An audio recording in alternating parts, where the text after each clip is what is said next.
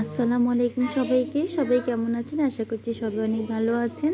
আজকের ইফতারটা বাইরেই করব। এই যে এখানে ভাজা পোড়ার একটা আইটেম নিয়েছি প্লেটার, আর হচ্ছে আরেকটা নিয়েছিলাম নান আর গ্রিলের। তো নান গ্রিলটা তো ভালোই ছিল, আর ভাজা পোড়া যে আইটেমগুলো নিয়েছিলাম পেঁয়াজ, বেগুনি, আলুর চপ, শসা আছে, পেঁপে আছে, এগুলো নিয়েছি।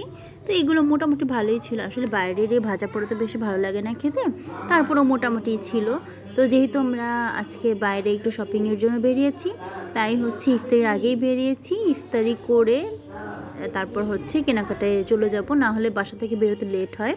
তো এই যে এখন আমরা এসেছি হচ্ছে শিববাড়িতে, যে মিলানের শোরুমটা আছে এখানে।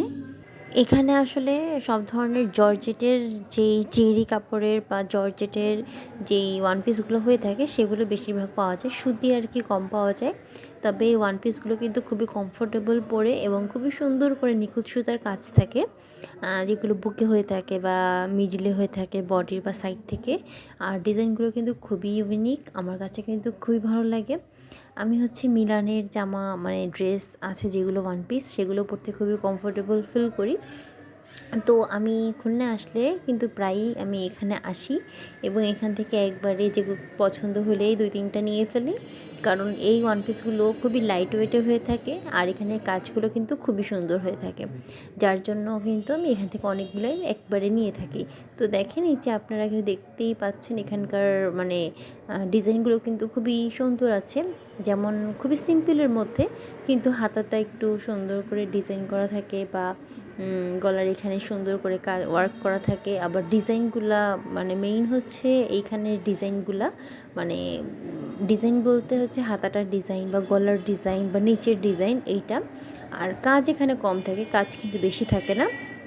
তবে এখানকার ডিজাইনগুলো আমার কাছে বেশ অনেক বেশি ইউনিক লেগে থাকে, এর জন্য আমি এখানে আসলেই কিনি। এবং আমি এবারও কিন্তু কয়েকটি কিনে নিয়ে ফেলেছি একদম, মানে দেখতে দেখতে আমার প্রায় 3-4টার মতন পছন্দ হয়ে গেছে।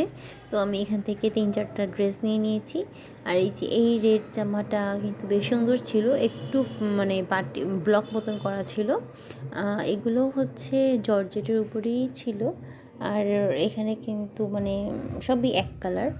আর এই তো এখন চলে এসেছি, আর এই যে এখান থেকে কিন্তু আমি অনেকগুলা ড্রেস কিনে নিয়েছি, প্রায় 3-4টার মতো আছে।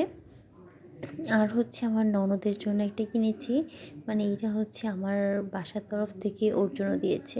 তো এই যে এটা নিয়েছি, এটা হচ্ছে একটা কাফতান মতন, এটা হচ্ছে নেভি ব্লুর উপরে এরকম গোল্ডেন কাজ করা। আর এই যে আমার হাজব্যান্ডের জন্য একটা জামা শার্ট নিয়েছি, আর এটা হচ্ছে আমার শ্বশুর আব্বার জন্য শার্ট। এগুলো কিন্তু সবই মিলান থেকেই নিয়েছি। তো আমাদের সব শ্বশুরবাড়ির জন্য বাবা হচ্ছে শপিং করে দিয়েছে। আর এই যে এই ড্রেসটা ব্ল্যাকের উপরে, এটা হচ্ছে আমার ননদের জন্য। আর এই গ্রিন যেটা, এটা হচ্ছে আমার। গতবার যেহেতু আমি ব্ল্যাক কালারটা নিয়েছিলাম, এর জন্য আর ব্ল্যাক নিয়ে নিই। এই ব্ল্যাকটাও কিন্তু আমার অনেক পছন্দ হয়েছিল। আর হচ্ছে এই যে এইটাও কিন্তু আমি নিয়েছি, এটা হচ্ছে মিষ্টি কালারের উপর একটা। আর এটা হচ্ছে পিঙ্ক কালারের উপরে, মানে দেখতে দেখতে আমার সবগুলোই মোটামুটি এত পছন্দ হয়ে গিয়েছিলো যে আমি দেখতে দেখতে প্রায় 4টা জামাই নিয়ে ফেলেছি। তো আজকে এখান থেকে বিদায় নিচ্ছি।